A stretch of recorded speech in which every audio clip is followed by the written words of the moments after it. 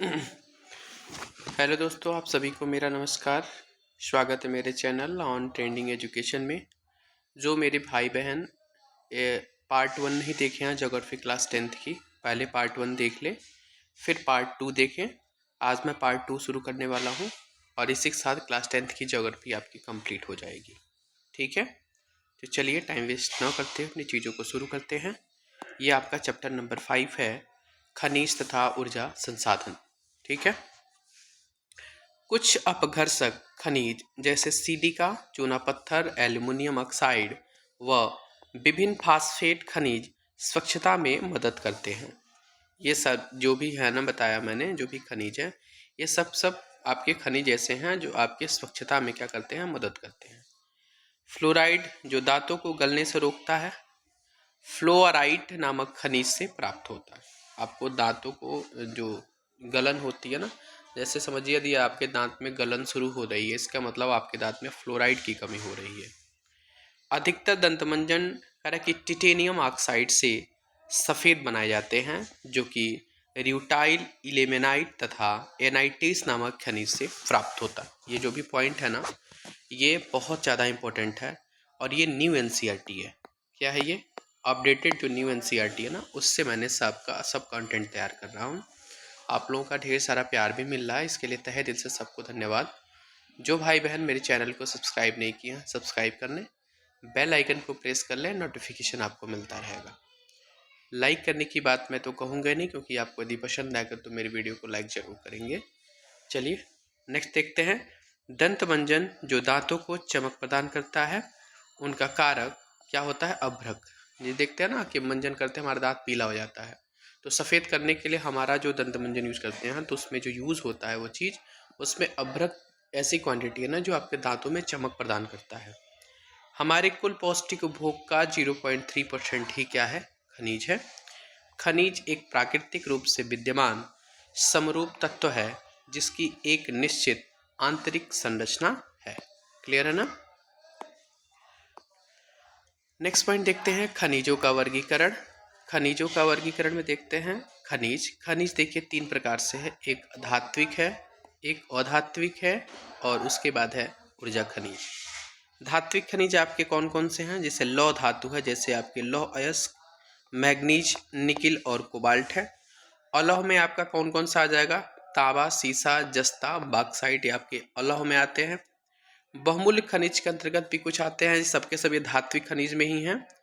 इसे सोना, चांदी, प्लेटिनम इत्यादि, ये सबके सब क्या है? बहुमूल्य खनिज है। लेकिन है किसका पार्ट ये? धात्विक खनिज का। अधात्विक खनिज का मतलब होता है जिसमें धातु के गुण नहीं पाए जाते हैं, जैसे आपके अभ्रक हो गया, नमक हो गया, पोटास हो गया, सल्फर हो गया, चूना हो गया, चूना पत्थर, संगमरमर, बलुआ पत्थर।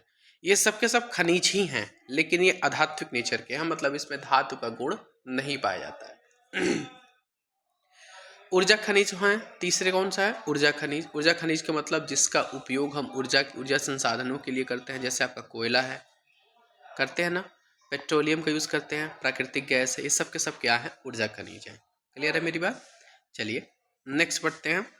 हम चाहेंगे इससे जल्दी से चीज़ों को ख़त्म कर लें आपको, और पॉइंट टू पॉइंट, मेरे ख्याल से कोई ऐसा पॉइंट नहीं है मैंने ज्योग्राफी क्लास 10th में छोड़ा है। हर एक पॉइंट को काफ़ी अच्छे तरीके से डिस्क्राइब करके भी बताऊंगा, जहाँ पे मुझे लगेगा कि बताना चाहिए। आप लोग चैनल पे बने रहें, वीडियो को पूरा शुरू से लेकर के अंत तक देखें। नेक्स्ट पॉइंट है आपका कि सामान्यतः खनिज अयस्कों में पाया जाता है। कहाँ पाया जाता है? अयस्कों में पाया जाता है। क्वेश्चन डायरेक्टली आ सकता है। अवसादी चट्टानों में दूसरी श्रेणी के खनिज में जिप्सम, पोटास, नमक और सोडियम क्या होती हैं? सम्मिलित होती हैं। अग्नेय तथा कायांतरित चट्टानों में खनिज दरारों, जोड़ों और भ्रंशों और विदरों में मिलते हैं। आग्नेय और रूपांतरित चट्टानों में खनिज कहाँ मिलते हैं? उनके जो दरार होते हैं ना, या उनके आपस में जो जुड़ाव होते हैं, उनके बीचों में आपके ये सब के सब खनिज पाए जाते हैं। मुख्य खनिज जिसे मतलब धात्विक की बात करा, जैसे जस्ता, तांबा, जिंक, सीसा, इसी तरह सिराओं और जमाओं के रूप में भी ये पाए जाते हैं। चलिए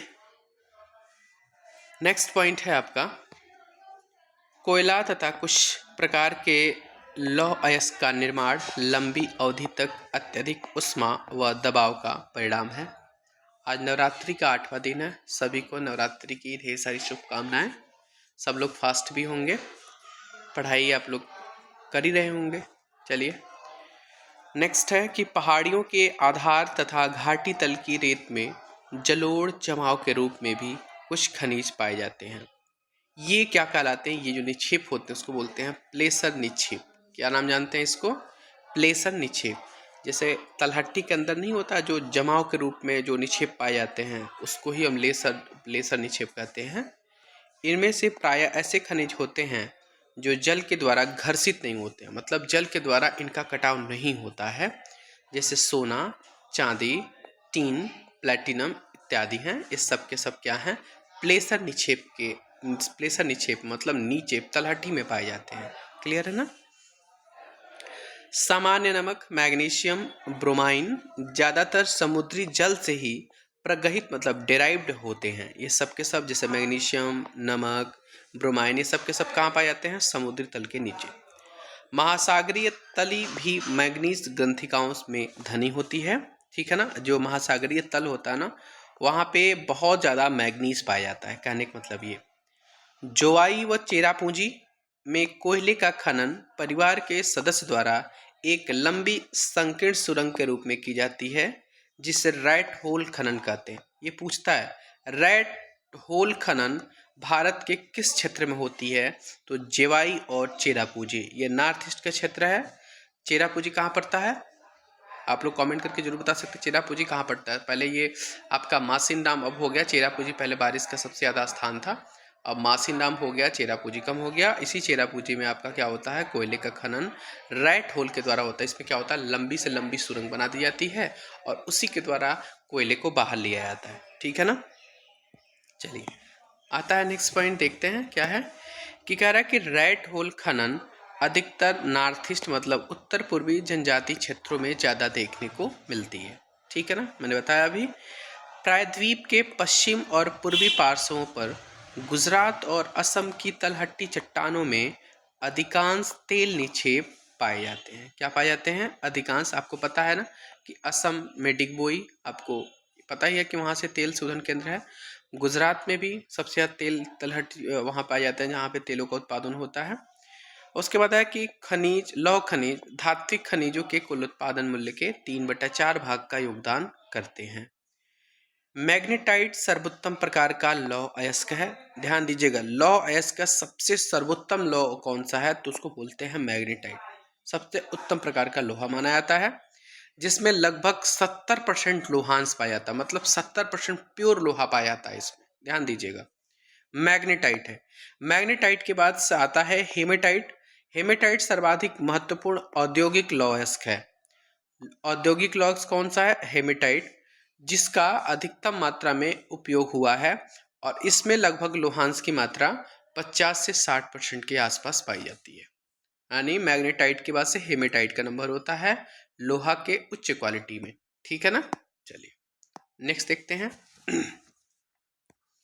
नेक्स्ट पॉइंट है कि लौह अयस्क का लगभग समस्त उत्पादन 97% ओडिशा, छत्तीसगढ़, कर्नाटक और झारखंड से प्राप्त होता है। यानी आपके भारत में ना 97% लगभग इन्हीं राज्यों से लौह उत्पादन किया जाता है, जैसे उड़ीसा से, छत्तीसगढ़ से, कर्नाटक से, झारखंड से। मतलब बिहार के सटे वाले राज्य है ना, झारखंड, उड़ीसा, ये सब कुल, ये सब जगह से आपका क्या होता है? लौह अयस्क का उत्पादन ज़्यादा होता है, 97%। उड़ीसा में उच्च कोटि का हेमेटाइट मयूरभंज और कराकी केंदुसर जिलों में बादाम पहाड़ खदानों से निकाला जाता है और झारखंड के सिंहभूम जिले में गुवा तथा नोवामुंडी से हेमेटाइट अयस्क का खनन किया जाता है। पूछेगा कि हेमेटाइट उड़ीसा के किस क्षेत्र से? तो मयूरभंज से। और बादाम की पहाड़ी केंदुसर जिला में आपका केंदुझर जिला में निकाला जाता है। झारखंड के सिंहभूम जिले से आपकी ये हेमेटाइट अयस्क का खनन किया जाता है। दुर्ग, बस्तर, चंद्रपुर पेटी महाराष्ट्र व छत्तीसगढ़ राज्यों के अंतर्गत पाई जाती है। मैं आप लोगों से विनती कर रहा हूँ कि यदि आप लोग मेरे चैनल को सब्सक्राइब नहीं किए प्लीज़ सब्सक्राइब कर लें। मैं आप लोगों के लिए बहुत मेहनत कर रहा हूँ। ये कंटेंट को बनाने में मुझे बहुत मेहनत लगती है। मैं अकेले हूँ, अकेले ही सब कुछ कंटेंट को तैयार करता हूँ और सब लोगों की जो भी रिक्वायरमेंट होता है मैं उन सब को कोशिश करता हूँ कि मैं पूरा कर सकूँ। मैं क्लास 9th का ज्योग्राफी कंप्लीट कर दिया हूँ, उसका लिंक आपको डिस्क्रिप्शन में मिल जाएगा। क्लास 10th की ज्योग्राफी आज कंप्लीट हो गई। ऐसे धीरे धीरे सारी एनसीईआरटी में कंप्लीट करूँगा, उसके बाद फिर मैं एससीईआरटी पाऊँगा। ठीक है ना। तो आप लोग यदि मेरी मेहनत को देख रहे हैं कि मैं मेहनत कर रहा हूँ आप लोगों के लिए, तो आप लोगों का भी एक फ़र्ज़ बनता है कि एक लाइक मेरे लिए ज़रूर कर दें, जिससे मुझे काफ़ी आत्मबल मिलता है कि मैं आपके सामने अच्छा कर पा रहा हूँ। और मेरी वीडियो अच्छी लग रही है, सब कुछ अच्छा है, तो चैनल को शेयर भी कर सकते हैं, जिससे मेरा भी सपोर्ट हो जाएगा। छत्तीसगढ़ के बस्तर जिले में बेलाडीला पहाड़ी श्रृंखलाओं में अति उत्तम कोटि का हेमेटाइट पाया जाता है। इसमें इस्पात बनाने में आवश्यक सर्वश्रेष्ठ भौतिक गुण विद्यमान है। उसके बाद है कि बल्लारी, चित्रदुर्ग, करा कि चिकमंगलुरु, करा कि तमकुरु पेटी कर्नाटक में लौह अयस्क की पेटी है। ये जो पेटी है ना एक प्रकार की, ये कर्नाटक की पेटी है। और किसकी पेटी है? ये लौह अयस्क की पेटियां हैं। मतलब यहाँ पे लौह अयस्क इसके क्षेत्र में पाया जाता है। ठीक है ना। कभी कभी डायरेक्ट ये पेटी देकर के पूछता है ये कहाँ की पेटी है। ठीक है ना। करा कि कन्नड़ भाषा में कुदरे शब्द का अर्थ क्या होता है? घोड़ा होता है। कुदरे का क्या होता है? कुदर कुदर कुदर कुदर होता है ना, ऐसे से घोड़ा दौड़ता है। तो वैसे याद कर लीजिए, कुदरे शब्द का अर्थ क्या होता है? घोड़ा। कहाँ पे? कन्नड़ भाषा में। कर्नाटक के पश्चिमी घाट की सबसे ऊंची चोटी घोड़े के मुख से मिलती जुलती है। कर्नाटक की पश्चिमी चोटी जो होती है ना, घोड़े के मुख से मिलती जुलती है, इसलिए वहां पे कुदरे को घोड़ा का नाम दिया जाता है। चलिए, पॉइंट नेक्स्ट है कि कर्नाटक में पश्चिम घाट में अवस्थित कुद्रेमुख की खाने 100% निर्यात इकाई है। ठीक है ना। लौह अयस्क करदम, इसको स्लरी बोलते हैं, के रूप में पाइपलाइन द्वारा मंगलुरु के निकट एक पत्तन पर भेजा जाता है। क्लियर है ना। अब आते हैं मैग्नीज की तरफ। तो मैग्नीज मुख्य रूप से इस्पात के विनिर्माण में प्रयोग किया जाता है। डायरेक्ट क्वेश्चन आ सकता है कि इस्पात के विनिर्माण में किसका प्रयोग होता है? ऑप्शन में आएगा मैग्नीज, तांबा, बॉक्साइट, लोहा। तो ऑप्शन होगा क्या? मैग्नीज का यूज होता है। 1 टन इस्पात बनाने में लगभग 10 किलोग्राम मैग्नीज की आवश्यकता होती है। ठीक है ना। अब आता है कि भारत में उड़ीसा मैग्नीज का सबसे बड़ा उत्पादक राज्य है। भारत में सबसे ज़्यादा मैग्नीज कहाँ होता है? उड़ीसा राज्य में। उसके बाद आते हैं हम तांबे की तरफ। तो तांबा मध्य प्रदेश के बालाघाट खद्यान देश का लगभग 52% तांबा उत्पन्न करता है। उसके बाद एक और नाम आता है राजस्थान की खेतड़ी की खाने, वो भी तांबे के लिए प्रसिद्ध हैं। ठीक है ना। लेकिन सबसे ज़्यादा उत्पादन कहाँ होता है? मध्य प्रदेश के बालाघाट। बालाघाट खद्यान किसके लिए प्रसिद्ध है? खाद्यान्न किसके लिए प्रसिद्ध है? तो तांबा के लिए। ये है कहाँ पे बालाघाट? तो मध्य प्रदेश में। क्लियर है मेरी बात। बॉक्साइट की तरफ आते हैं। तो बॉक्साइट एल्युमिनियम का अयस्क है। ये तो कितनी बार क्वेश्चन पूछा जा चुका है वो मैं आपको बता नहीं सकता हूँ, नंबर मोर ऑफ टाइम पूछा चुका है कि बॉक्साइट एल्युमिनियम का अयस्क है। क्लियर है ना। भारत में बॉक्साइट के निक्षेप मुख्यतः अमरकंटक पठार, मैकाल की पहाड़ियाँ तथा बिलासपुर कटनी के पठारी प्रदेश में पाए जाते हैं। क्लियर है ना। नेक्स्ट देखते हैं। उसके बाद है ओडिशा भारत का सबसे बड़ा बॉक्साइट उत्पादक राज्य है। यहाँ कोरापुर जिले में पंचमपतमाली निक्षेप राज्य के सबसे महत्वपूर्ण बॉक्साइट निक्षेप हैं। ये उड़ीसा का पार्ट जो बता रहा ना कि उड़ीसा भारत का भी, मैंने मैग्नीज देखा उसमें भी उड़ीसा पहले स्थान पर है। ओडिशा देखला उसमें भी हमने पहला स्थान पर है, बॉक्साइट में भी। ठीक है ना। और ये बॉक्साइट का जो उड़ीसा का कोरापुर जिला है ना, वहाँ पर ये इस राज्य का सबसे महत्वपूर्ण बॉक्साइट निक्षेप पाया जाता है। उम्मीद करते हैं मेरी वीडियो आप लोगों को पसंद आ रही होगी, वीडियो को लाइक भी कर रहे होंगे। ठीक है ना। एक रोचक तथ्य जानते हैं। क्या है रोचक तथ्य? एल्युमिनियम की खोज के बाद जो सम्राट नेपोलियन था तृतीय अपने कपड़ों पर एल्युमिनियम से बने बर्तनों में भोजन करता था। और उसके बाद जो उसके खास मेहमान उसके वहाँ आते थे और जिस बर्तन में भोजन करते थे, वो भोजन करने वाला बर्तन होता था, वो भी वो क्या करता था? एल्युमिनियम का बनवाया था। यानी इस चीज़ का बड़ा शौकीन था ये। सोचिए कितना प्रसिद्ध उस समय था ये एल्युमिनियम। चलिए अभ्रक के बारे में पढ़ते हैं। अभ्रक ये बहुत इंपॉर्टेंट है। अभ्रक अधात्विक खनिज है। पहली बात क्या है, अभ्रक अधात्विक खनिज है जो प्लेटो और तथा पत्रण क्रम में पाया जाता है। अभ्रक पारदर्शी काले, हरे, लाल, पीले अथवा भूरे रंग का हो सकता है। याद करिएगा, काले, हरे, लाल, पीले और भूरे रंग का हो सकता है। इसका कलर बता रहा है अभ्रक का, पूछता भी एग्जाम में, बता दे रहा हूं। अभ्रक विद्युत व इलेक्ट्रिक उद्योगों में प्रयुक्त होने वाला अपरिहार्य खनिजों में से एक है। काफी इंपॉर्टेंट है अभ्रक, ठीक है ना। बिहार, झारखंड की कोडरमा, गया, हजारीबाग पेटी अभ्रक उत्पादन में अग्रणी है। यानी कोडरमा, गया, हजारीबाग, क्या बोले हैं, कोडरमा, गया, हजारीबाग की पेटी किसके लिए प्रसिद्ध है, तो अभ्रक के लिए प्रसिद्ध है। याद रखिएगा, जो बिहार झारखंड के अंतर्गत पाया जाता है। राजस्थान में अजमेर का क्षेत्र है। आंध्र प्रदेश के नेल्लौर जिले में अभ्रक की पेटी महत्वपूर्ण है। क्लियर है ना। चूना उत्पादन, चूना पत्थर के कैल्शियम या मैग्नीशियम कार्बोनेट से बना चट्टानों में पाया जाता है। यह अधिकांश अवसादी चट्टानों में पाया जाता है, ठीक है। यह लौह प्रगलन भट्टियों के लिए अनिवार्य होता है, ठीक है। नेक्स्ट आते हैं, परंपरागत साधन क्या होते हैं और गैर परंपरागत साधन क्या होते हैं। वैसे वर्ड से आप लोग परिचित होंगे। परंपरागत का मतलब है कि लकड़ी, उपले, कोयला, पेट्रोलियम, प्राकृतिक गैस तथा विद्युत सम्मिलित है परंपरागत में। परंपरागत का मतलब होता है जो काफ़ी पहले से ही हमारे यूज़ में वो चीज़ प्रयोग में आती रह रही है, वो आपके परंपरागत है।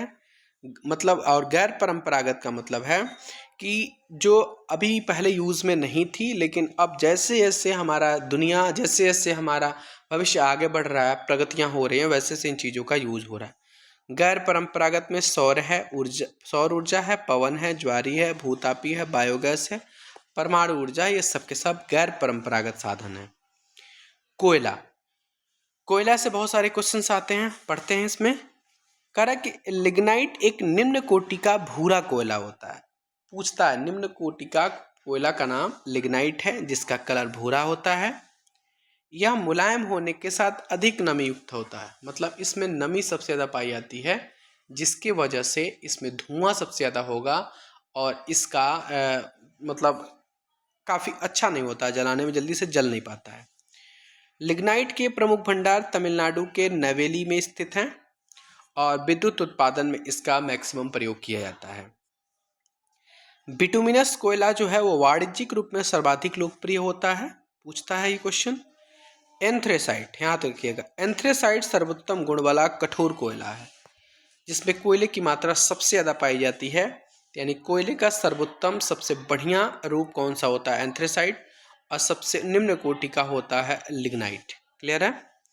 भारत में कोयला गोंडवाना तथा टर्शियरी निक्षेप में दो प्रमुख भूगर्भिक युगों के शैलक्रम में पाया जाता है। क्लियर है ना। गोंडवाना क्षेत्र का कोयला दामोदर घाट यानी पश्चिम बंगाल तथा झारखंड के क्षेत्र में पाया जाता है। झरिया, आपको पता है कि कोयले के लिए सबसे प्रसिद्ध एरिया है, झरिया है, रानीगंज है, बोकारो है, ये सब के सब आपके कोयले के लिए प्रसिद्ध क्षेत्र हैं। टर्शियरी कोयला क्षेत्र कहाँ पाया जाता है, तो उत्तर पूर्वी राज्यों में, जैसे आपका मेघालय है, असम है, अरुणाचल प्रदेश है, नागालैंड। ध्यान दीजिएगा, गोंडवाना क्षेत्र का कोयला आपके पश्चिम बंगाल और झारखंड का एरिया आता है, दामोदर घाटी जिसको बोलते हैं। लेकिन जैसे ही हम टर्शियरी क्षेत्र की बात करेंगे, टर्शियरी प्रकार का कोयला कहाँ पाया जाता है, तो नॉर्थ ईस्ट वाले जो भी स्टेट है ना वहाँ पे, उसमें कौन कौन सा है, मेघालय है, असम है, अरुणाचल प्रदेश है, नागालैंड है। ध्यान रहे, कोयला स्थूल पदार्थ है जिसका प्रयोग करने पर भार घटता है, क्योंकि यह राख में परिवर्तित हो जाता है और इसी कारण भारी उद्योग तथा ताप विद्युत गृह कोयला क्षेत्र के निकट स्थापित किया जाता है कि यदि मान लीजिए पास में रखेंगे तो हम इनका यूज़ करेंगे, ज़्यादा दूर तक जाएंगे तो इसकी मात्रा घटती जाती है। जैसे जैसे इनका प्रयोग बढ़ता जाएगा वैसे वैसे इनका भार घटता चला जाएगा, ठीक है ना। जैसे खनन से उठा खाद्यान्न से उठा करके लाए और चीज़ों का और उस कोयला का प्रयोग कर लिए तो उसकी मात्रा में ज़्यादा कमी महसूस नहीं होती है। इसलिए जो कुछ भी भारी उद्योग होते हैं या विद्युत गृह होता है वो कोयले के आसपास के क्षेत्र की तरफ ही बनाए जाते हैं। उम्मीद करते हैं मेरी बात सबको पसंद आ रही होगी, समझ में भी आ रही होगी। चलिए अब हम बात करेंगे पेट्रोलियम पे। ये जो चैप्टर है ना, चैप्टर नंबर 5 मोस्ट इम्पोर्टेंट है आपके लिए, आपको इसको बहुत ध्यान से पढ़ना पड़ेगा। अब आते हैं पेट्रोलियम की तरफ। पेट्रोलियम देखिए, उसके बाद देखते हैं कि कोयला के बाद ऊर्जा का दूसरा प्रमुख साधन पेट्रोलियम या खनिज तेल है। भारत में अधिकांश पेट्रोलियम की उपस्थिति टर्शियरी युग की सेल संरचनाओं के अवनति व भ्रंश ट्रैप में पाई जाती है। अब ये क्वेश्चन यहाँ से जनरेट होता है कि जो पेट्रोलियम की अधिकांश उपस्थिति है ना भारत में, वो टर्शियरी युग की सेलों में है। किसमें है? टर्शियरी युग की सेलों में है। भारत में इस पेट्रोलियम का उत्पादन कहाँ है? तो मुंबई हाई कोस्टल एरिया है, गुजरात, असम, ये सब के सब प्रमुख पेट्रोलियम उत्पादक क्षेत्र हैं। अंकलेश्वर गुजरात में पड़ता है, ये सबसे महत्वपूर्ण तेल क्षेत्र है, ठीक है ना। अंकलेश्वर गुजरात का जो क्षेत्र है ना वो सबसे ज़्यादा पेट्रोलियम तेल उत्पादन का क्षेत्र है। असम के डिगबोई आपको पता ही है, नहरकटिया, मोरन करा की ह्यूरिजन इस राज्य के महत्वपूर्ण तेल क्षेत्र हैं। किसके? असम के। ये डिगबोई हो गया, नहरकटिया हो गया, मोरन करा की हुगरीजन, ये सब के सब असम वाले पार्ट के एरिया हैं जहाँ पे पेट्रोलियम का उत्पादन अच्छी मात्रा में किया जाता है, ठीक है ना। अब आते हैं प्राकृतिक गैस। प्राकृतिक गैस देखते हैं। प्राकृतिक गैस पेट्रोलियम के भंडार के साथ पाई जाती है और जब कच्चे तेल को सतह पर लाया जाता है तो वह मुक्त हो जाती है। मेरी बात समझ में आई? मैंने क्या बोला? जब प्राकृतिक गैस का मतलब क्या होता है? पेट्रोलियम के भंडार के साथ ही होता है, लेकिन जैसे ही इनमें से हम कच्चे तेल को हटा लेते हैं तो हटाने के बाद से ये तेल कच्चे तेल को सतह पर जैसे लाया जाता है तो वो धीरे धीरे अब क्या हो जाती है? खत्म, यानी मुक्त होना शुरू हो जाती है। जैसे आपके प्राकृतिक गैस में सीएनजी हो गया, कॉम्प्रेस्ड नेचुरल गैस, जो परिवहन ईंधन होता है। आपको पता है गाड़ियों में आजकल यूज़ होता है सीएनजी, जो वायु प्रदूषण के लिए काफ़ी मुझे सहायता मिलती है, वायु प्रदूषण कम होता है इससे। पीएनजी आपके घरों में यूज होता है, जैसे आप लोग खाना बनाते हैं ना, गैस, वो पीएनजी होता है। अब देखिए, भारत के प्रमुख गैस भंडार जैसे मुंबई हाई हो गया, अन्य समृद्ध क्षेत्र जैसे पश्चिम तट पर पाए जाते हैं। पूर्वी तट पर कृष्णा गोदावरी बेसिन में प्राकृतिक गैस के नए भंडार की खोज की गई है। इंपॉर्टेंट क्वेश्चन बनता है ये कि नए प्राकृतिक गैस के भंडार की खोज कहाँ की गई है? तो कृष्णा गोदावरी बेसिन में। कहाँ पे है ये? तो पूर्वी तट का पार्ट है, कृष्णा गोदावरी बेसिन। दो क्वेश्चन। कृष्णा गोदावरी बेसिन जो है वो कौन सा पार्ट है? पश्चिमी की पूर्वी? तो पूर्वी है। और इसी में क्या किया गया है? नए प्राकृतिक गैस भंडार के खोज किए गए हैं। समझ में आ रही है मेरी बात? चलिए नेक्स्ट देखते हैं। नेक्स्ट पॉइंट है कि यूरेनियम और थोरियम जो झारखंड और राजस्थान की अरावली पर्वत श्रृंखला में पाए जाते हैं का प्रयोग परमाणु अथवा आणविक ऊर्जा के उत्पादन में किया जाता है, ठीक है ना। और ये आपका दिया ना कि रेत में थोरियम की मात्रा पाई जाती है। ये क्या है? पॉइंट इसमें छूट गया है, होमोजाइट है शायद। इसकी रेत जो है ना, इसकी रेत थोरियम की मृदा में पाई जाती है, ठीक है ना। यानी यूरेनियम और थोरियम का भंडार सबसे ज़्यादा कहाँ है? तो झारखंड और राजस्थान की अरावली पर्वत श्रृंखला में है। क्लियर है? पॉइंट नेक्स्ट आते हैं, कह रहा है कि भारत में पवन ऊर्जा के फार्म विशालतम पेटी तमिलनाडु के नागरकोइल से मदुरई तक अवस्थित है। ये सबसे ज़्यादा इंपॉर्टेंट क्वेश्चन बन जाता है आपके लिए कि पवन ऊर्जा का उत्पादन व इन पवन ऊर्जा फार्म सबसे ज़्यादा भारत के किस राज्य में होते हैं? तो तमिलनाडु के नागरकोइल क्षेत्र, ठीक है ना। चलिए अब कह रहा है कि नागरकोइल तथा जैसलमेर देश में पवन ऊर्जा के सबसे प्रभावी क्षेत्र के अंतर्गत आते हैं। ज्वारी ऊर्जा के बारे में बात करेंगे तो भारत में खंभात की खाड़ी, ये TRE 3 आप 6 to 8 के GS वाला पेपर उठा के देखेंगे ना, एक क्वेश्चन आपको मिलेगा, भारत में खंबात की खाड़ी, कच्छ की खाड़ी और पश्चिमी तट पर एक गुजरात में और पश्चिम बंगाल में सुंदरवन क्षेत्र में गंगा के डेल्टा में ज्वारीय तरंगों द्वारा ऊर्जा उत्पन्न करने की आदर्श दशाएं उपस्थित हैं। यदि आप सच में एनसीईआरटी अच्छे से पढ़ लिए ना, तो बीपीएससी टीचर के कोई भी क्वेश्चंस जीएस के बाहर नहीं वाले हैं। मैं जैसे आपको पढ़ा रहा हूँ, वीडियो को पूरा देखते जाइए और मेरी बातों को सुनते जाइए, बस केवल अच्छे से सुनना आपको। यदि आप पीडीएफ नहीं भी देखते हैं तो कोई दिक्कत नहीं है। बहुत सारे लोग पीडीएफ की बात करते हैं, हमको नहीं समझ में आता है कि पीडीएफ तो आपको मिल जाता है, वो बहाना है कि हम पीडीएफ ले लेंगे। आप वीडियो देखिए, वीडियो देखेंगे तब तो समझ पाएंगे हम चीज़ें क्या बोल रहे हैं आपके सामने, क्या एक्सप्लेन कर रहे हैं, क्या समझ पा रहे हैं। पीडीएफ में बहुत ज़्यादा मन नहीं करेगा पढ़ने के लिए, 10 लाइन पढ़े छोड़ दिए, लेकिन वीडियो देखेंगे सुनेंगे तो आपको दिमाग पर वो चीज़ सेट होगी। तो आप लोग वीडियो को ज़रूर वॉच करिए, पूरा देखिए। ये मैं अपने लिए नहीं बोल रहा हूँ, ये आपके भलाई के लिए मैं बोल रहा हूँ कि आपको बहुत ज़्यादा लाभ होगा इससे, ठीक है ना। एनसीईआरटी को बहुत डीप से पढ़िए। और वैसे में मेरा जो कंटेंट है ना, आप सब कंटेंट से मिला लेंगे। मैं एनसीईआरटी से बाहर की चीज़ों को बिल्कुल नहीं लपेटा हूँ इसमें, एनसीईआरटी की एग्जैक्ट कॉपी किया हूँ और इन चीज़ों को थोड़ा सा कहीं कहीं अपने मॉडिफिकेशन में, मतलब अलग अलग स्मूथ लैंग्वेज में भी लिख दिया हूँ। आज कोशिश कर रहा हूँ जहाँ तक नहीं समझ में आ रही है मैं आपको समझा पा रहा हूँ। पृथ्वी के आंतरिक भागों से ताप का प्रयोग कर उत्पन्न की जाने वाली विद्युत को भूतापी ऊर्जा कहते हैं। भूतापी ऊर्जा के दोहन के लिए भारत में 2 प्रायोगिक परियोजना शुरू की गई है। एक हिमाचल प्रदेश में मणिकरण के निकट पार्वती घाटी में स्थित है तथा दूसरा लद्दाख में पूगा घाटी में स्थित है। ये भूतापी ऊर्जा दोहन के लिए 2 प्रायोगिक परियोजना है। पहला हिमाचल प्रदेश के मणिकरण में और दूसरा है लद्दाख के पूगा घाटी में। क्लियर है मेरी बात। इस चैप्टर से रिलेटेड हमारे एमसीक्यू हैं, देखते हैं। एमसीक्यू क्या कहता है कि कौन सा खनिज अपक्षयित पदार्थ के अवशिष्ट भार को त्यागता हुआ चट्टान के अपघटन से बनता है। तो अभी आप पढ़ेंगे एनसीईआरटी तो मिलेगा बॉक्साइट है। ये क्या है? बॉक्साइट। झारखंड में स्थित कोडरमा किस खनिज का अग्रणी उत्पादक है? तो अभी अपने पढ़ा था वो किसका है? तो अभ्रक का है। कोडरमा अभ्रक का है। नेक्स्ट पॉइंट है कि चट्टानों में किस चट्टान के स्तरों में खनिज का निक्षेपण और संचयन होता है?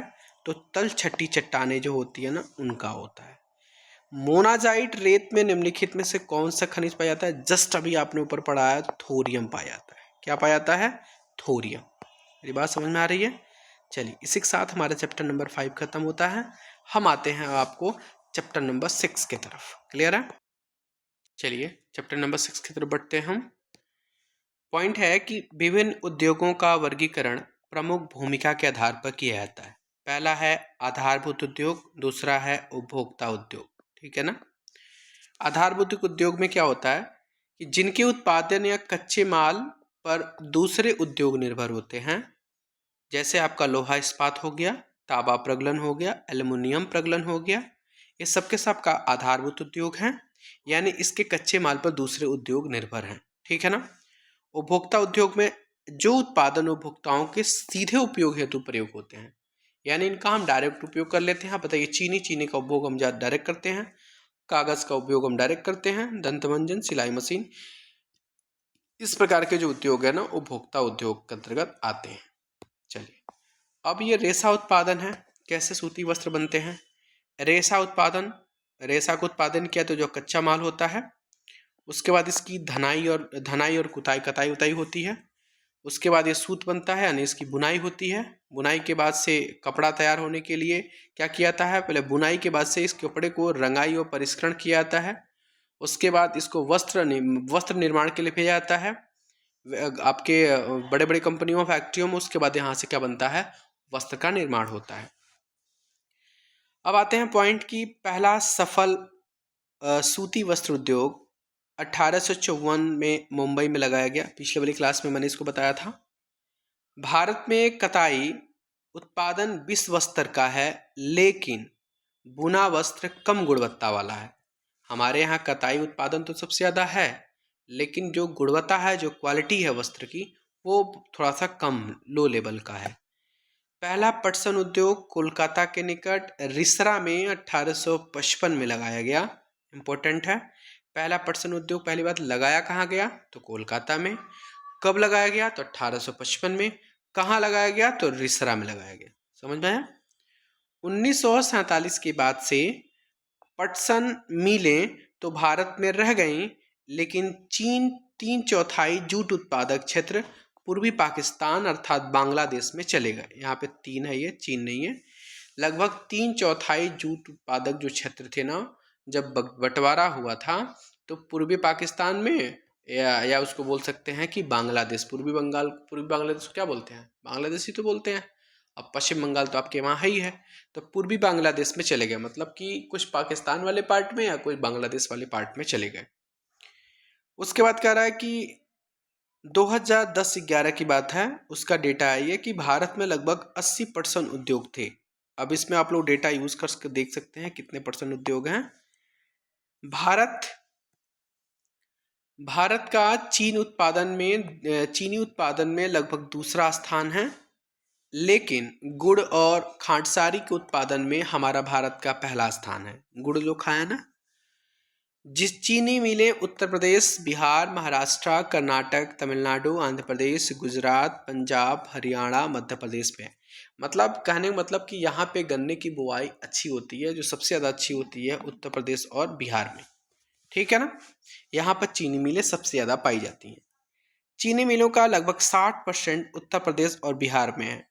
चीनी मिलें लगभग जितनी चीनी मिलें है ना, उसका 60% अकेले केवल 2 राज्यों में। कहाँ कहाँ? बिहार और उत्तर प्रदेश में 60%। पिछले कुछ वर्षों में पश्चिम राज्यों में विशेषकर महाराष्ट्र में मिलों की संख्या बढ़ी है। इसका मुख्य कारण क्या है? गन्ना में अधिक सुक्रोज की मात्रा। वहाँ गन्ने की मात्रा में सुक्रोज की मात्रा अधिक पाई जाएगी, जाहिर सी बात है चीनी का उत्पादन ज़्यादा होगा। अब तो कुछ शकरकंद से भी आपकी चीनी का उत्पादन महाराष्ट्र के क्षेत्र में होने लगा है, जिसकी वजह से गन्ने के साथ साथ वहाँ की चीनी के उत्पादन में भी वृद्धि हो रही है। उसके बाद है कि टेलीफोन उद्योग इस्पात का प्रयोग होता है। टेलीफोन उद्योग में किसका प्रयोग होता है?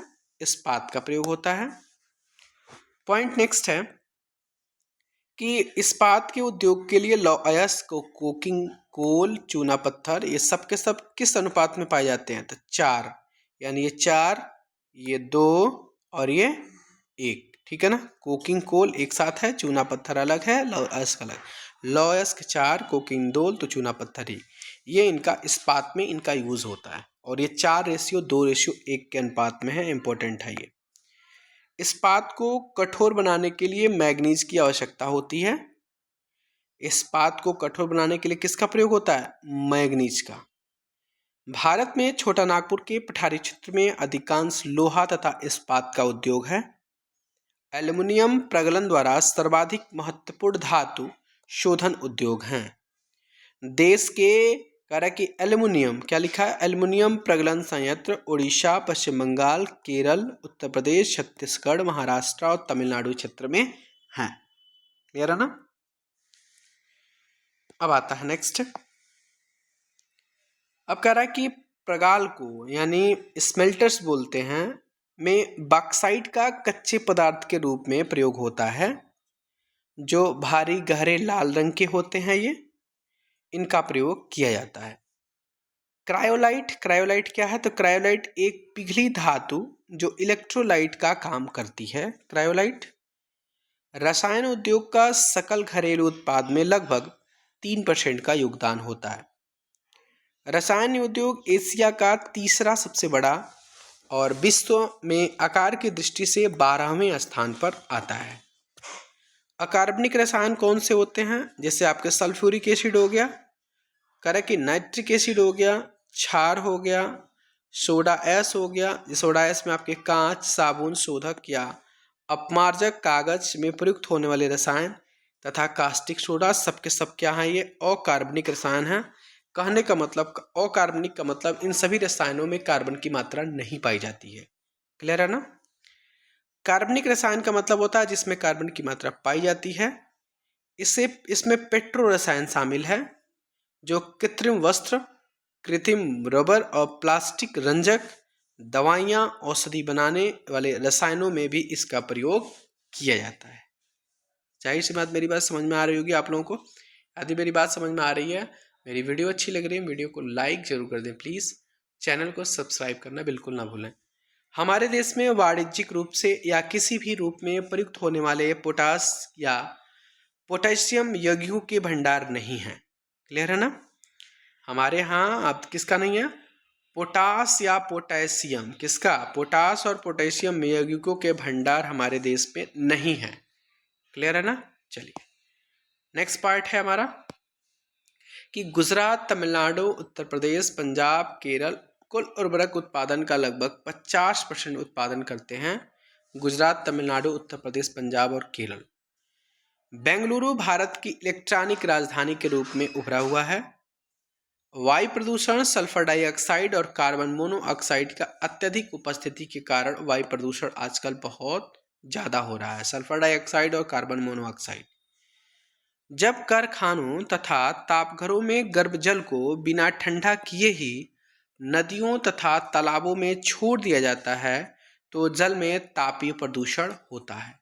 नहीं होता कि कारखानों से निकले हुए पानी जो गर्म होते हैं, खौलते हुए होते हैं, या तापघर में होता है गर्म जल, उनको ठंडा नहीं किया जाता है और उनको डायरेक्टली समुद्र या नदियों या तालाबों में छोड़ दिया जाता है।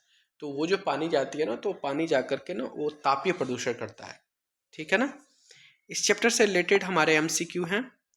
देखते हैं एमसीक्यू क्या है ये, कि कौन सा उद्योग कच्चे माल के रूप में प्रयुक्त होता है? तो सीमेंट आपका कच्चे माल के रूप में प्रयुक्त होता है। ठीक है ना? एक मिनट, मैं इसको एक बार देख ले रहा हूँ कि कुछ का सही है कि गलत है। मेरे ख्याल से डाउट लग रहा है, इसमें देख ले रहे हैं, एक सेकेंड। माफ़ी चाहते हैं, यहाँ पे मैंने एरर किया था, मुझे लग रहा था क्वेश्चन थोड़ा सा एरर है। कौन सा उद्योग चूना पत्थर को, यहाँ पर लिख लीजिएगा आप लोग पीडीएफ में, चूना पत्थर को कच्चे माल के रूप में प्रयुक्त करता है, तब जाकर के आंसर क्या होगा? सीमेंट। वैसे क्वेश्चन ही नहीं परिपूर्ण हो रहा था। क्वेश्चन नंबर 2 देखते हैं क्या है। क्वेश्चन नंबर 2 है कि कौन सा उद्योग बॉक्साइट को कच्चे माल के रूप में प्रयोग करता है? तो वो होता है एल्यूमिनियम प्रगलन, अभी आपने पढ़ के आया है। कौन सा उद्योग दूरभाष, कंप्यूटर आदि संयंत्र निर्मित करते हैं? तो वो है इलेक्ट्रॉनिक। क्लियर है ना? चलिए आते हैं चैप्टर नंबर 7 की तरफ, जो आपका लास्ट चैप्टर होगा, राष्ट्रीय अर्थव्यवस्था की जीवन रेखाएं। देखते हैं। भारत विश्व का दूसरा सर्वाधिक सड़क जाल वाला देश है। यानी पहला अमेरिका है और दूसरा कौन सा है? तो भारत है। स्वर्णिम चतुर्भुज महाराजमार्ग, यह भारत सरकार की दिल्ली, मुंबई, चेन्नई और कोलकाता, कौन कौन से 4 राज्य हैं? स्वर्णिम चतुर्भुज का मतलब 4 राज्य आएंगे, दिल्ली, मुंबई, चेन्नई और कोलकाता। इन चारों को आपस में जोड़ने वाली एक प्रकार की ये महाराजमार्ग हैं। ये 6 लेन वाली महाराजमार्ग सड़क परियोजना है, स्वर्णिम चतुर्भुज राजमार्ग योजना। इसके अंतर्गत 2 गलियारे भी हैं। पहला है उत्तर दक्षिण गलियारा, जो श्रीनगर को कन्याकुमारी से जोड़ता है, और दूसरा गलियारा है पूर्व पश्चिम गलियारा, जो सिलचर तथा पोरबंदर को जोड़ता है, जो गुजरात और ये वाला असम वाला पार्ट है, इनको जोड़ता है, जो भारत के राष्ट्रीय राजमार्ग प्राधिकरण NHAI के अधिकार क्षेत्र में आता है। ठीक है ना? नेशनल हाईवे का निर्माण तथा रखरखाव केंद्रीय लोक निर्माण विभाग CPWD के अधिकार क्षेत्र के अंतर्गत आता है। पॉइंट नेक्स्ट है कि दिल्ली व अमृतसर के मध्य ऐतिहासिक शेरशाह सूरी मार्ग राष्ट्रीय राजमार्ग संख्या 1 के नाम से जाना जाता है। Very very important. उसके बाद कह रहा है कि राज्य राजमार्ग, जिसको स्टेट हाईवे का नाम देते हैं, का अधिकार क्षेत्र सार्वजनिक निर्माण विभाग, जिसको बोलते हैं PWD के अंतर्गत आता है। ठीक है ना? कह रहा है कि विश्व की सबसे लंबी राजमार्ग सुरंग अटल टनल के नाम से जानते हैं। अभी हाल ही में इसका निर्माण हुआ था, मोदी जी ने इसका शिलान्यास किया था, मोदी जी ने इसका पूरा वो किया था, फीता काटा था, मतलब शुरुआत किया था इसका, जिसकी लंबाई लगभग 9.02 किलोमीटर की है, जो सीमा सड़क संगठन के द्वारा बनाई गई है। यह सुरंग पूरे साल मनाली को लाहौल स्पीति घाटी से जोड़ती है, बंद नहीं रहता है ये। किसको किसको जोड़ता है? मनाली को लाहौल स्पीति से, ठीक है ना। कौन? अटल टनल 9.02 किलोमीटर की ये सड़क है, ठीक है, सॉरी सुरंग है। यह सुरंग हिमालय की पीर पंजाल पर्वतमाला में औसत समुद्र तल से लगभग 3000 मीटर की ऊंचाई पर अति आधुनिक सुविधाओं के साथ बनाई गई है। ध्यान दीजिएगा, इसका बहुत बहुत इंपॉर्टेंट है पॉइंट है। सबसे इंपॉर्टेंट है कि कितने किलोमीटर लंबा है ये? 9.02 किलोमीटर लंबा है और इसकी हाइट है ना समुद्र तल से लगभग 3000 मीटर की ऊंचाई पर है। देश की पहली रेलगाड़ी लगभग 1853 में मुंबई और ठाणे के बीच चलाई गई थी, जो लगभग 34 किलोमीटर की डिस्टेंस कवर की थी, ठीक है ना। पहली रेलगाड़ी 1853 मुंबई से ठाणे के बीच में 34 किलोमीटर की दूरी तय की थी। उसके बाद पॉइंट नेक्स्ट देखते हैं। नेक्स्ट पॉइंट है कि भारतीय रेल परिवहन को लगभग 16 रेल प्रखंडों में पुनः संकलित किया गया है। अब इसमें देखते हैं कि जो बड़ी लाइन होती है वो गेज मीटर में इनकी चौड़ाई कितनी होती है? लगभग 1.676 मीटर होती है। मीटर लाइन जो होती है वो लगभग 1 गेज मीटर में होती है, 1 गेज मीटर में। छोटी लाइन जो होती है 0.72 और 0.610 मीटर की होती है, ठीक है ना। ये याद रखिएगा, इनका पैमाना पूछता है आपका। देश में पाइपलाइन के तेल क्षेत्रों में पहला है गुवाहाटी, बरौनी व इलाहाबाद के रास्ते कानपुर तक आपके गैस पाइपलाइन बिछाई गई है। और दूसरा जो है वो गुजरात में सलाया से वीरम गांव, मथुरा, दिल्ली, सोनीपत के रास्ते पंजाब में जालंधर तक आता है। ये पाइपलाइन है देश की पहली पाइपलाइन गुवाहाटी से बरौनी, इलाहाबाद के रास्ते कानपुर तक जाती है। दूसरा गुजरात में सलाया से निकलती है और वीरम गांव, मथुरा, दिल्ली, सोनीपत के रास्ते पंजाब में जालंधर तक पहुंचती है। भारत में अंतरस्थलीय नौ संचालन जलमार्ग लगभग 14,500 किलोमीटर का है। जलमार्ग संख्या 1, कुल आपको 5 जलमार्ग मिलेंगे और इससे डायरेक्ट क्वेश्चन आपका आया हुआ है। जलमार्ग संख्या 1 हल्दिया तथा इलाहाबाद के मध्य में है, जिसको हम गंगा जलमार्ग बोलते हैं। इसकी लंबाई लगभग 1620 किलोमीटर के आसपास है। जलमार्ग संख्या 2 वो शदिया और धुरी के मध्य है, जिसको जो ब्रह्मपुत्र जलमार्ग के नाम से जानते हैं। नहीं, जलमार्ग जो है ना ब्रह्मपुत्र नदी में है, कहने मतलब ये 891 किलोमीटर के अंतर्गत है। नेक्स्ट देखते हैं जलमार्ग संख्या 3, जो केरल में पश्चिम तटीय नहर से कुट्टापुरम से कोल्लम तक जाती है, जो आपकी चंपका नहर के अंतर्गत ये बनाई गई है। जलमार्ग संख्या 3 है, ये 205 किलोमीटर की है। ये जलमार्ग संख्या 4 काकीनाडा तथा पुडुचेरी नहर के स्ट्रेच के साथ साथ गोदावरी और कृष्णा नदी के विशेष विस्तार के साथ बनाई गई है। इसकी लंबाई बहुत ज़्यादा है, 1078 किलोमीटर के आसपास है। जलमार्ग संख्या 4 काकीनाडा पुडुचेरी के नहर के स्ट्रेच के साथ साथ गोदावरी और कृष्णा नदी का विशेष विस्तार इसमें किया गया है। जलमार्ग संख्या 5 मातई नदी, महानदी के डेल्टा चैनल, ब्राह्मणी नदी और पूर्वी तटीय नहर के साथ साथ ब्राह्मणी नदी का विशेष विस्तार के साथ साथ 588 किलोमीटर तक का इसका लंबाई है। जलमार्ग संख्या 5 है ये।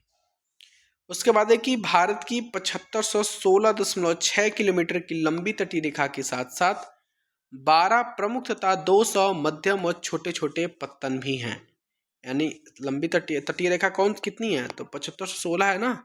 कोस्टल लाइन की जो कोस्टल लाइन कितना है? 7516, जिसमें लगभग 12 प्रमुख और 200 के मध्यम छोटे छोटे पत्तन भी हैं।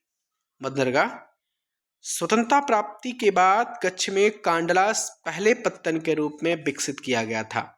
जैसे ही भारत की आज़ादी मिली तो कांडला बंदरगाह को, जो कच्छ में पड़ता है, इसको पहले विकसित किया गया। कांडला को दीनदयाल पत्तन के नाम से जानते हैं। Very very important. कांडला को किस नाम से जानते हैं भैया? तो दीनदयाल पत्तन के नाम से जानते हैं। और यह एक प्रकार का ज्वारीय पत्तन है। क्या है ये? तो ज्वारीय पत्तन है। नेक्स्ट देखते हैं। नेक्स्ट पॉइंट आपके सामने है कि मुंबई पत्तन के अधिक परिवहन को ध्यान में रखकर इसके सामने जवाहरलाल नेहरू पत्तन विकसित किया गया। कौन सा? यानी बहुत ज़्यादा भार बढ़ रहा था तो उसको देखते हुए एक अलग से पत्तन, कृत्रिम पत्तन बनाया गया। कृत्रिम बंदरगाह जिसका नाम जवाहरलाल नेहरू पत्तन रखा गया। लौह अयस्क के निर्यात के संदर्भ में मार्मागाओ पत्तन देश का महत्वपूर्ण पत्तन है। लौह अयस्क के निर्माण के संदर्भ में कर्नाटक में स्थित न्यू मैंगलोर पत्तन केंद्रमुख कुद्रेमुख खानों से निकले लौह अयस्क का निर्यात करता है। कौन? कर्नाटक के स्थित जो न्यू मंगलोर पत्तन है वो पूर्वी तट के साथ तमिलनाडु में दक्षिण पूर्वी छोर पर तूतीकोरन पत्तन है। यह एक प्राकृतिक पोताश्रय है, मतलब यह प्राकृतिक बंदरगाह है। चेन्नई हमारे देश का प्राचीनतम कृत्रिम पत्तन है। मुंबई के बाद इसका दूसरा स्थान आता है। मुंबई ये सबसे ज़्यादा उत्पादन, अधिक परिवहन यहीं पे होता है ना, सबसे ज़्यादा मुंबई वाले पे, लेकिन मुंबई के बाद चेन्नई दूसरे स्थान पर आता है। ठीक है ना। नेक्स्ट देखते हैं। यहीं पे आपका ये खत्म होता है, लास्ट हम देखने वाले हैं। उसके बाद कह रहा है कि पारादीप पत्तन उड़ीसा में है, लौह अयस्क का है। यहाँ पे लौह अयस्क का उत्पादन, लौह अयस्क का आयात निर्यात किया जाता है। कोलकाता एक अंतःस्थलीय मतलब रिवराइन पत्तन है, मतलब नीचे, मतलब पानी के अंदर। कोलकाता एक अंतःस्थलीय नदी पत्तन है। सन 1953 में वायु परिवहन का राष्ट्रीयकरण किया गया, यानी जो हमारे एरोप्लेन हवाई जहाज उड़ती है वहाँ जो वायु परिवहन है उस वायु परिवहन का राष्ट्रीयकरण 1953 में किया गया। यानी राष्ट्रीयकरण का मतलब होता है उसकी पूरी रख रखाव, उसका पूरा फैसला आपके गवर्नमेंट के हाथों में चला जाता है। इससे रिलेटेड एमसीक्यू देखते हैं। कौन से दो दूरस्थ स्थित पूर्वी पश्चिम गलियारा से जुड़े हैं? तो वो है सिलचर और पोरबंदर। परिवहन का कौन सा साधन वहनांतरण हानियों तथा देरी को घटाता है? वो है पाइपलाइन। यही सी बात है। कौन सा राज्य हजीरा विजयपुर जगदीशपुर पाइपलाइन से नहीं जुड़ा है? तो मध्य प्रदेश भी है, गुजरात भी है, उत्तर प्रदेश भी है, तो महाराष्ट्र आपका नहीं है। कौन सा पत्तन पूर्वी तट पर स्थित है और जो अंतःस्थलीय तथा अधिकतम गहराई का पत्तन है? वो है विशाखापट्टनम, सबसे गहरा है ये। कौन सा शब्द दो या अधिक देशों के व्यापार को दर्शाता है? उसको बोलते हैं अंतर्राष्ट्रीय व्यापार। अंतर्राष्ट्रीय व्यापार को दो से अधिक देशों के व्यापार के रूप में इस शब्द का इस्तेमाल होता है, अंतर्राष्ट्रीय व्यापार। तो यहीं पे आप क्लास 10th की ज्योग्राफी हम कंप्लीट करते हैं। उम्मीद करते हैं आप सबको मेरी ज्योग्राफी, मेरे कंटेंट अच्छे लगे होंगे। अच्छे लगे होंगे तो मेरी वीडियो को लाइक जरूर कर दें, शेयर करना ना भूलें। जो भी आपके दोस्त भाई बहन आसपास के जो लोग भी पढ़ने वाले हों उनकी मदद करें सबकी, और चैनल को शेयर करके मेरा भी सपोर्ट करें। लाइक करना बिल्कुल ना भूलें। ठीक है, ओके, थैंक यू।